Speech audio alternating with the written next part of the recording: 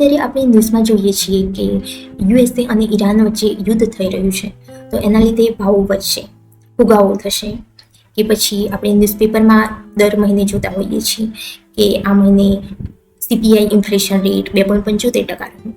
તો આ ફુગાવાનો શું અર્થ થતો હોય છે, એ કયા કારણોસર થતો હોય છે અને એની જુદા જુદા ક્ષેત્રો પર શું અસર થતી હોય છે, સરકાર ફુગાવાની ગણતરી કઈ રીતે કરતી હોય છે, તો આ બધું જ આપણે આ લેક્ચરમાં કવર કરીશું.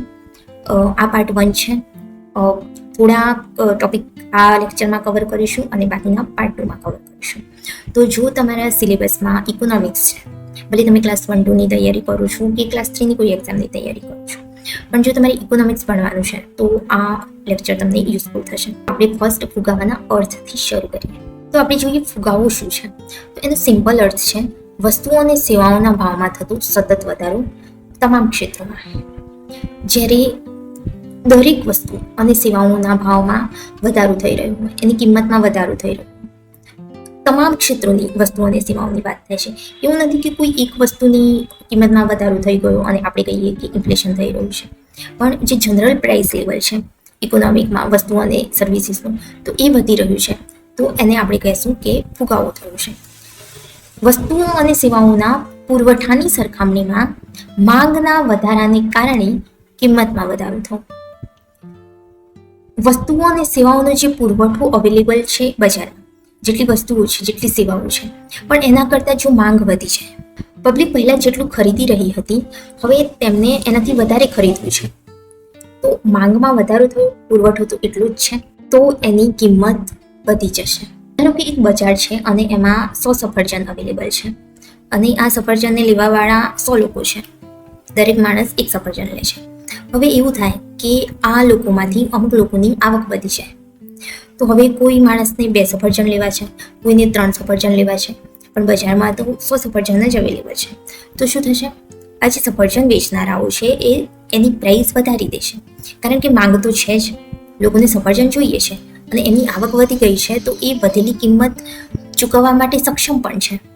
તો એટલે હવે આ વસ્તુની કિંમત વધી જશે અને વસ્તુની કિંમત વધશે એટલે ફુગાવો થશે. તો જ્યારે પુરવઠાની સરખામણીમાં માંગ વધી છે તો એના લીધે કિંમત વધી જાય અને ફુગાવો થાય. બીજું શું છે, નાણાંના મૂલ્યમાં ઘટાડો. આજે કિંમત વધી જાય એના લીધે નાણાંની જે ખરીદ શક્તિ છે એ ઓછી થઈ જતી હોય છે. કઈ રીતે, એક ઉદાહરણ જોઈએ આપણે. ધારો કે આ એક બાસ્કેટ છે, એમાં 5 વસ્તુઓ છે અને એ 100 રૂપિયામાં મળે છે, પણ જ્યારે ઇન્ફ્લેશન થાય ત્યારે શું થાય, એ જ 5 વસ્તુઓ હવે 125 રૂપિયામાં મળશે. અથવા જો તમારે 100 રૂપિયામાં લેવું જ છે તો તમને 5 વસ્તુઓ નહીં મળે પણ 4 વસ્તુઓ મળશે. તો અહીંયા શું થયું, આ જે 100 રૂપિયાની શક્તિ છે વસ્તુ ખરીદવાની એ ઓછી થઈ ગઈ. હવે આ 100 રૂપિયા 5ને બદલે 4 વસ્તુઓ જ ખરીદી શકે છે, અને જો 5 વસ્તુઓ ખરીદવી છે તો તમારે વધારે કિંમત ચૂકવવી પડે છે. તો આનો અર્થ થાય છે કે નાણાંના મૂલ્યમાં ઘટાડો થયો, એની ખરીદ શક્તિમાં ઘટાડો થયો. તો એક વસ્તુ યાદ રાખવી કે જ્યારે કિંમત વધે તો નાણાંનું મૂલ્ય ઘટે. જો કિંમત વધે કોઈ વસ્તુની તો આપણા નાણાંનું મૂલ્ય ઘટી જાય છે. તો ફુગાવામાં આ વસ્તુ થતી હોય છે. તો આપણે શું જોયું, પહેલા તો આપણે અર્થ જોયો કે વસ્તુઓ અને સેવાઓના ભાવમાં સતત વધારો થાય, ને કોઈ એક વસ્તુ નહીં પણ બધી જ વસ્તુઓ અને સેવાઓના ભાવમાં વધારો થતો. બીજું છે પુરવઠાની સરખામણીમાં માંગ વધી જાય અને પુરવઠો સ્થિર રહે અને માંગ વધી જાય તો કિંમત વધે. થર્ડ છે નાણાંનું મૂલ્ય ઘટે, નાણાંની ખરીદ શક્તિ ઓછી થઈ જાય. પહેલા જેટલી વસ્તુ અમુક નાણાંથી ખરીદી શકાતી હતી હવે એ નથી ખરીદી શકાતી. બરાબર. તો હવે આપણે જોઈએ કે આ ફુગાવો કયા કારણે થતો હોય છે. તો ફુગાવાના કારણો, ફર્સ્ટ છે માંગમાં વધારો, વસ્તીમાં વધારો.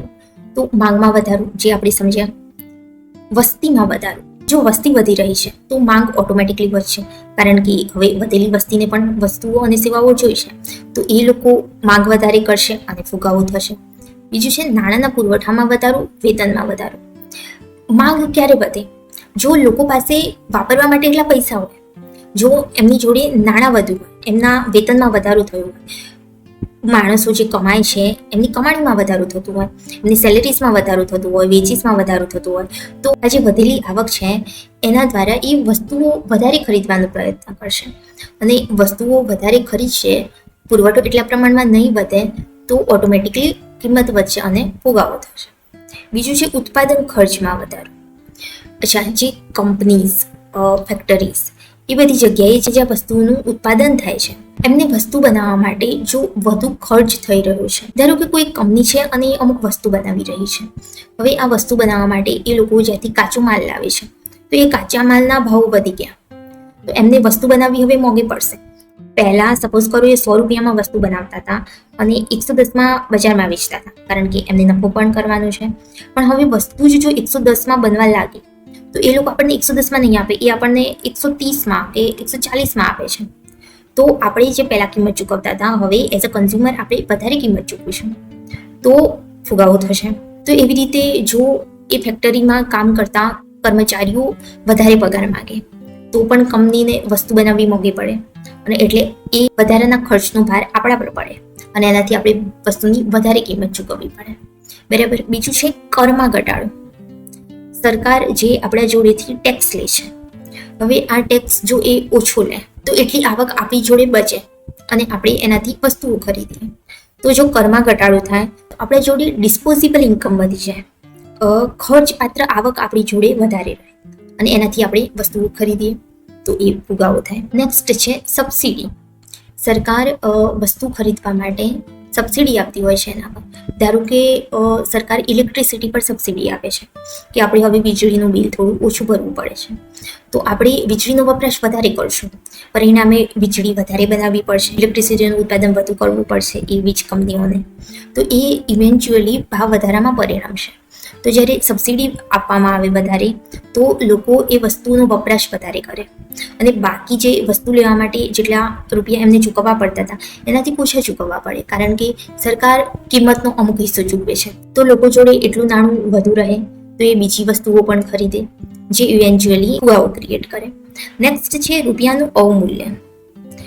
રૂપિયાનું અવમૂલ્યન એટલે શું થાય? પહેલા સપોઝ કરો $1 બરાબર 70 રૂપિયા છે, તો હવે $1 બરાબર 80 રૂપિયા થઈ જાય કે 85 રૂપિયા થઈ જાય, તો આ રૂપિયાનું અવમૂલ્યન થવું પડે.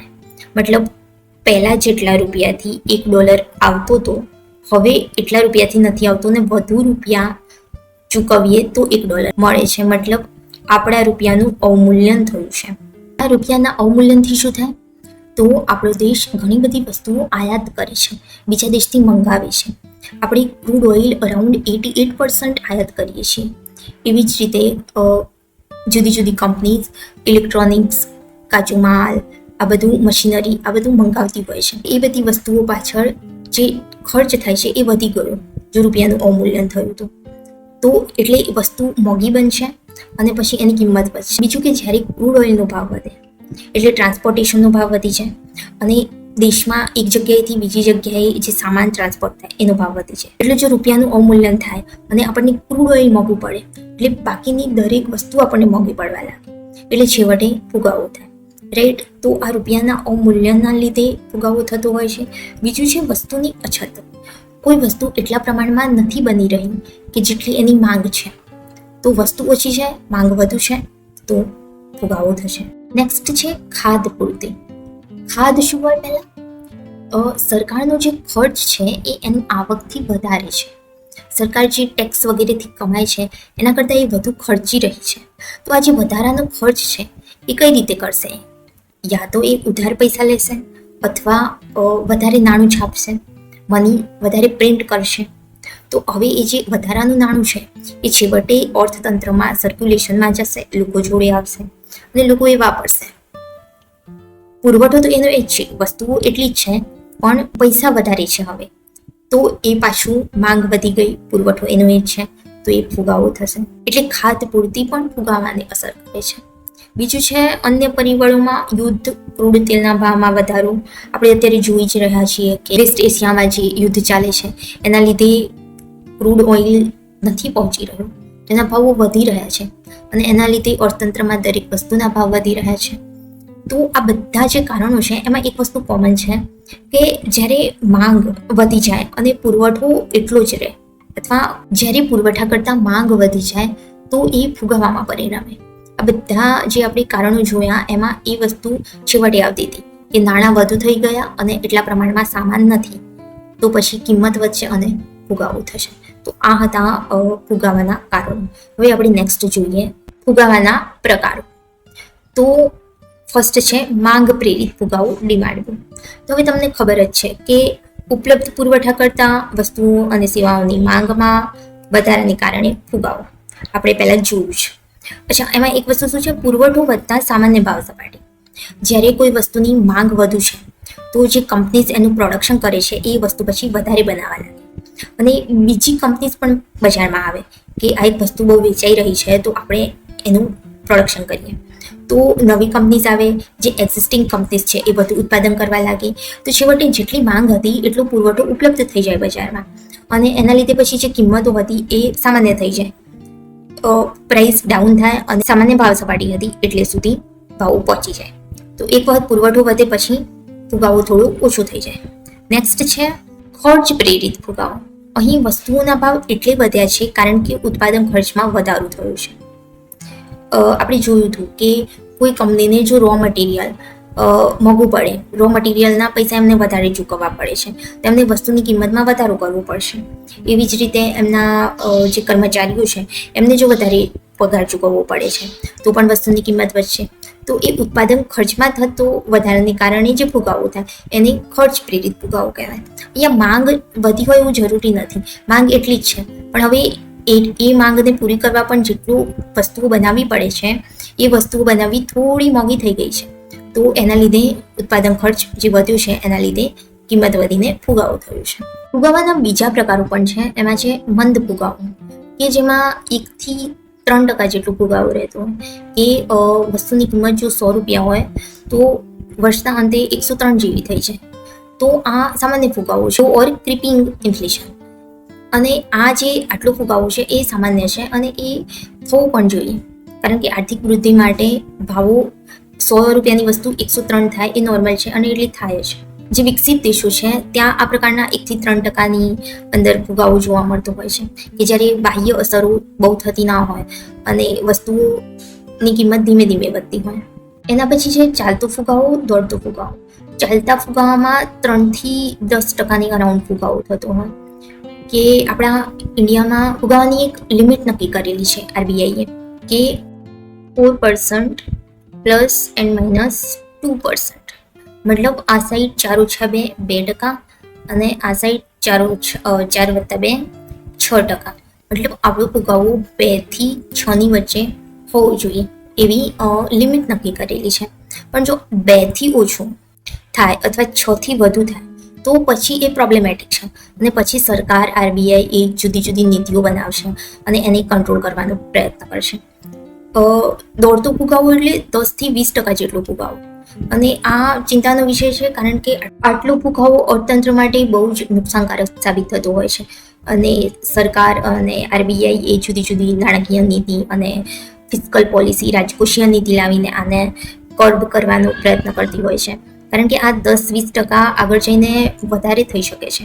એટલે આ એક્ટિવલી આને ઓછું કરવું પડે, કંટ્રોલ કરવું પડે.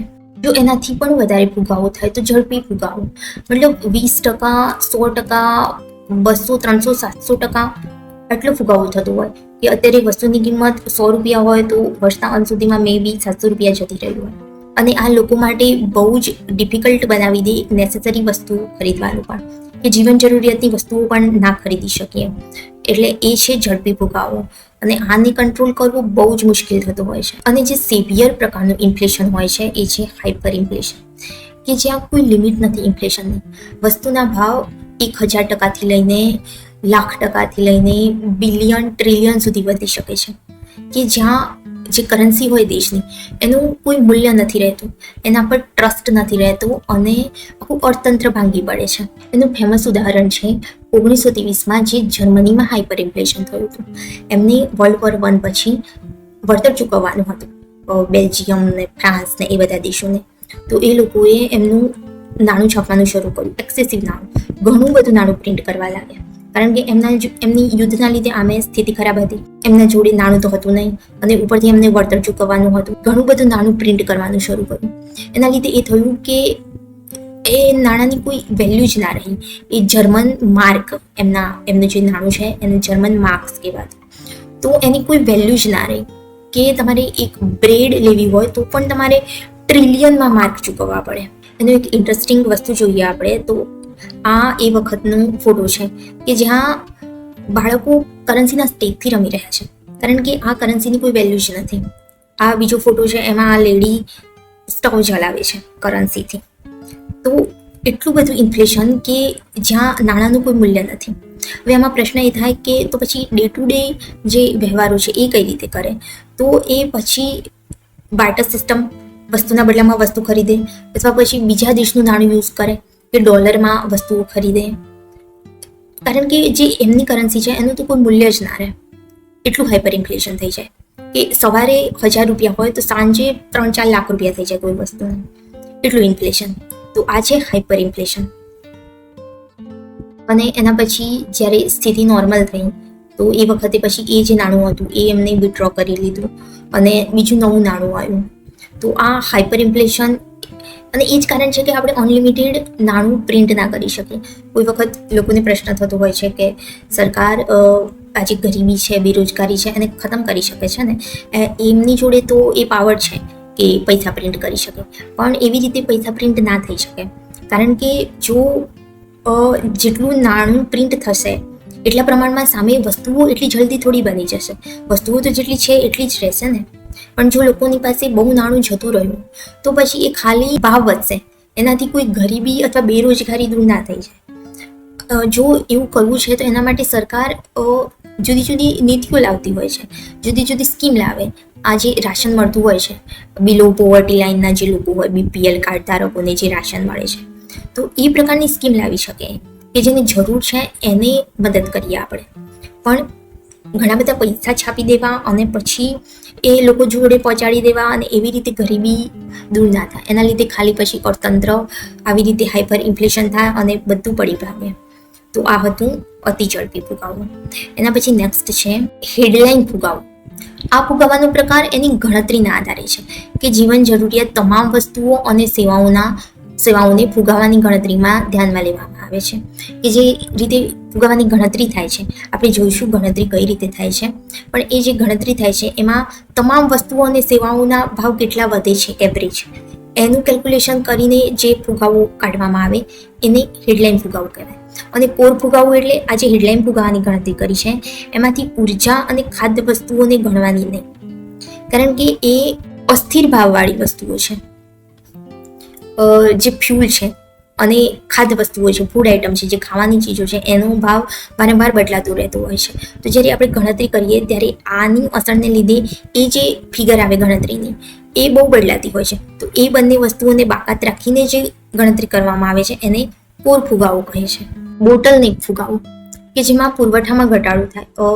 જેવી રીતે પુરવઠો કઈ પહેલાં રો મટીરિયલ હોય, એના પછી પ્રોડક્શન થાય, એના પછી ટ્રાન્સપોર્ટમાં જાય અને છેવટે બજારમાં પહોંચી વસ્તુ. તો એમાં કોઈ સ્ટેજમાં કંઈ પ્રોબ્લેમ થાય અને જો પુરવઠો પ્રોપર પહોંચી ના શકતો હોય બજારમાં, માંગ તો સ્થિર છે તો કિંમતો વધી છે. જેવી રીતે આપણું રિયલ એક્ઝામ્પલ છે COVID-19 વખતે આખું ગ્લોબલી સપ્લાય ચેઇન ડિસ્ટર્બ થઈ ગઈ હતી અને એના લીધે ભાવો વધ્યા હતા અને જે ફુગાવો થયો હતો. તો એ છે બોટલનેક ફુગાવો. પુરવઠો બજાર સુધી પહોંચી શકતો નથી, રો મટીરિયલમાં કંઈક પ્રોબ્લેમ છે કે ટ્રાન્સપોર્ટેશનમાં કંઈક પ્રોબ્લેમ છે અને જે ફુગાવો થાય એ. એક બીજી વસ્તુ સમજવાની છે સંરચનાત્મક ફુગાવો અથવા સ્ટ્રક્ચરલ ઇન્ફ્લેશન. આમાં શું કહે છે કે અર્થવ્યવસ્થાની સંરચનામાં રહેલા મૂળભૂત સમસ્યાઓને કારણે ફુગાવો થઈ રહ્યો છે. શું મિનિંગ છે કે જે આપણું અર્થતંત્ર છે, જે એની સુવિધાઓ છે, અહીંયા ઉદાહરણ છે કે ભાઈ નબળી માળખાકીય સુવિધા, કે રસ્તાઓ ખરાબ છે, કોલ્ડ સ્ટોરેજ અવેલેબલ નથી, કે જેનાથી આપણે એટલું એફિશિયન્ટલી કામ નથી કરી શકતા અને એના લીધે કામ ધીમું થાય છે, પૈસા વધારે બગડે છે અને એના લીધે ફુગાવો થાય છે. ઓછી ઉત્પાદકતા, કે ખેતરમાં કે ફેક્ટરીમાં જેટલું ઉત્પાદન થવું જોઈએ એટલું થતું નથી, કારણ કે જૂની ટેકનોલોજી છે, બધું ધીમું ચાલે છે.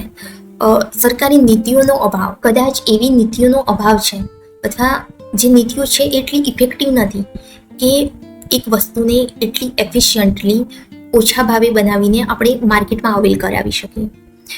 ભ્રષ્ટાચાર છે. તો આ બધા કારણોને લીધે ઇન્ફ્લેશન થતું હોય છે. અને આ એવા કારણો છે કે જે ટેમ્પરરી નથી કે થોડા સમયમાં આપણે ઠીક કરી શકીએ. આ લાંબો સમય લાગે આ બધી વસ્તુઓને ઠીક કરવામાં, એટલે એ છે સ્ટ્રક્ચરલ ઇન્ફ્લેશન. તો હવે આગળ આપણે ઇન્ફ્લેશનને લગતા થોડા કોન્સેપ્ટ સમજીએ. તો એમાં પહેલું છે ડિસઇન્ફ્લેશન. આપણને ઇન્ફ્લેશન ખબર છે, રાઈટ? ઇન્ફ્લેશન શું હોય? 100 રૂપિયાની વસ્તુ છે એ જો 106ની થઈ જાય તો આજે 6% ભાવ વધારો થયો, એ ઇન્ફ્લેશન થયું ગણે. અને આ એક વસ્તુમાં નહીં, દરેક વસ્તુમાં વધે. અને પછી એનું એવરેજ જે ભાવ વધારો થયો એ જે પણ 7% કે 8% ઇન્ફ્લેશન રહ્યું એવું કહેવાય. તો એ છે ઇન્ફ્લેશન, બરાબર. તો પછી ડિસઇન્ફ્લેશન શું છે? ફુગાવાના દરમાં ઘટાડો. અહીં ભાવો ઘટ્યા નથી, ઇન્ફ્લેશન તો છે પણ એમાં દરમાં ઘટાડો થયો છે. ભાવમાં વધારો તો થાય છે પરંતુ પહેલા કરતાં ધીમા દરે થાય છે. એક ઉદાહરણ જોઈએ એટલે આપણને ખબર પડશે. આ ડિસઇન્ફ્લેશનનું ઉદાહરણ છે કે સપોઝ કરો આ દૂધના ભાવ છે 2024માં 50 હતા તે 60 થઈ ગયા. તો શું થયું? 20% વધારો થયો. 10 રૂપિયા કિંમત વધી, 20% વધારો થયો. ઓકે, ઇન્ફ્લેશન થયું 20%. હવે નેક્સ્ટ 2024માં કેટલું થયું? જે 60 હતા એ 60થી લઈને હવે 66 થયા. તો 60થી લઈને 66 એટલે 6 રૂપિયા વધે, મતલબ 10% વધારો થયો. તો વધારો તો થયો જ છે, પણ પહેલા 20% થયો તો હવે ખાલી 10% થયો. તો એને કહેવાય ડિસઇન્ફ્લેશન. ઇન્ફ્લેશન છે પણ જેટલો દર હતો એટલો નથી, એનાથી ઓછો છે, બરાબર. અમુક વખત કન્ફ્યુઝન થતું હોય છે કે ભાઈ 100 રૂપિયા સામાન્ય ભાવ છે અને પછી 106 થયા, આ ઇન્ફ્લેશન થયું. હવે કદાચ 103 થઈ જાય તો આને ડિસઇન્ફ્લેશન કહેવાય. તો નહીં, એવું નથી. ભાવો તો વધવાના જ છે, પણ 100 થી 106 થયા, હવે કદાચ 108 જ થાય. તો અહીંયા આ જે ટકાવારીનો વધારો થયો અને આ જે ટકાવારીનો વધારો થયો, તો આ વધારો ઓછો છે, એને કહેવાય ડિસઇન્ફ્લેશન. ઓકે. બીજું છે કે આ કોઈ દેશનું ફુગાવાનો દર છે કે 2023માં 8% હતો, 2024માં 5% હતો, 2025માં 3% હતો. દર વર્ષે ફુગાવો થયો છે, પણ આ 8% કરતાં 5% નેક્સ્ટ યર થોડો ઓછો ફુગાવો થયો છે, એના નેક્સ્ટ યર વધારે ઓછો ફુગાવો થયો છે. તો એને કહેવાય ડિસઇન્ફ્લેશન. ઓકે. નેક્સ્ટ છે ડિફ્લેશન. હવે આમાં વસ્તુઓ અને સેવાઓની કિંમતમાં ઘટાડો. આમાં ઘટાડો થાય છે કે કોઈ વસ્તુની કિંમત 100 રૂપિયા હોય તો 98 થાય, એનાથી ઘટીને 95 થાય. આ છે ડિફ્લેશન. એમાં ફુગાવાનો દર 0 અથવા નકારાત્મક થાય છે. આ 100 થી 98 થયા તો આ -2% થયું, રાઈટ. તો ફુગાવાનો દર 0 અથવા નકારાત્મક હોય છે. તો આ ત્રણ વસ્તુઓ શું હતી? ઇન્ફ્લેશનમાં શું થાય? ભાવો વધે. ડિસઇન્ફ્લેશનમાં શું થાય? ભાવો વધે પણ ઓછા દરે વધે. પહેલા જેટલા વધ્યા હતા એનાથી ઓછા દરે વધારો થાય. અને ડિફ્લેશન એટલે ભાવો ઘટે. તો આજે ડિસઇન્ફ્લેશન અને ડિફ્લેશન આ બંને વચ્ચે કન્ફ્યુઝન થતું હોય છે. પેપરમાં આવું કન્ફ્યુઝન પૂછી શકે છે, તો આ બંને વસ્તુ યાદ રાખવાની છે. રિફ્લેશન. રિફ્લેશનમાં શું હોય? જે ભાવો ઘટી ગયા હતા ડિફ્લેશન થયું ત્યારે, 100 સામાન્ય ભાવ હતો, એના પછી ઘટીને 90 થઈ ગયું. તો હવે આરબીઆઈ અને સરકાર આજે ઘટી ગયેલો ભાવ છે એને સામાન્ય કરવાનો પ્રયાસ કરશે, કે પાછું 90 થી 100 લાવવા માટે પ્રયાસ કરશે. કઈ રીતે વધારી શકાય? તો નાણાકીય અને રાજકોષીય નીતિનો ઉપયોગ કરીને, કે સરકાર વધારે ખર્ચ કરે, જુદા જુદા પ્રોજેક્ટ લાવે કે જેથી લોકોને રોજગારી મળે. રોજગારી મળે એટલે એમના હાથમાં પૈસા જાય, જેથી વસ્તુ વધારે ખરીદી કરે. વસ્તુની માંગ વધે એટલે કિંમત વધે. તો એવી રીતે પાછું અર્થતંત્ર ચાલતું થાય. તો એના માટે આવી નાણાકીય અને રાજકોષીય નીતિનો ઉપયોગ કરીને જે ડિફ્લેશન થયું હતું એને પાછું સામાન્ય કરવાનો પ્રયાસ, એટલે રિફ્લેશન, રાઈટ. એના પછી છે સ્ટેગફ્લેશન. હવે સ્ટેગફ્લેશન શું છે? તો એને સમજતા પહેલાં આપણે ફિલિપ કર્વ સમજવું પડશે. તો પહેલાં એ જોઈએ આપણે. તો આ છે ફિલિપ્સ કર્વ.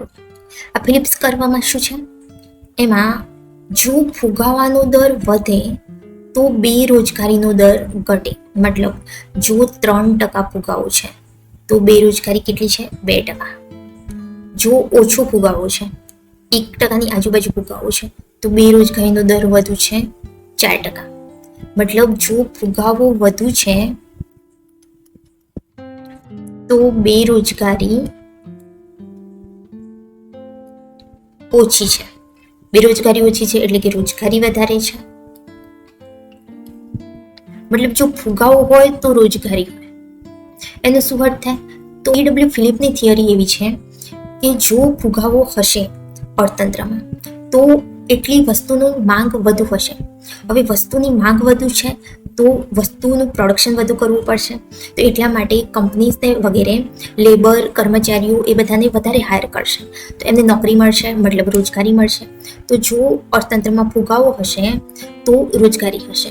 તો એ થિયરી છે, એ વસ્તુ છે ફિલિપ્સ કર્વ, કે ફુગાવાનો દર વધારે તો બેરોજગારી ઓછી, ફુગાવો ઓછો તો બેરોજગારી વધુ. ફુગાવો અને રોજગારી વચ્ચે હકારાત્મક સંબંધ હશે. જો ફુગાવો વધ્યો હશે તો રોજગારી વધશે, ફુગાવો ઘટશે તો રોજગારી ઘટશે. તો આ છે ફિલિપ્સ કર્વ.